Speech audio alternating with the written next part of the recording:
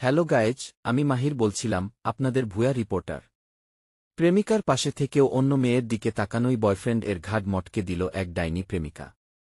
হ্যাঁ, এবার প্রেমিকা পাশে থাকা সত্ত্বেও অন্য মেয়ের দিকে তাকানোই প্রেমিকা দেখতে পেয়ে তার বয়ফ্রেন্ড এর ঘাড় মটকে দিয়ে তার বয়ফ্রেন্ডকে উচিত শিক্ষা দিয়ে দিয়েছে সে প্রেমিকা। ভাবতেই অবাক লাগে মেয়েটি কতটা হিংস্র।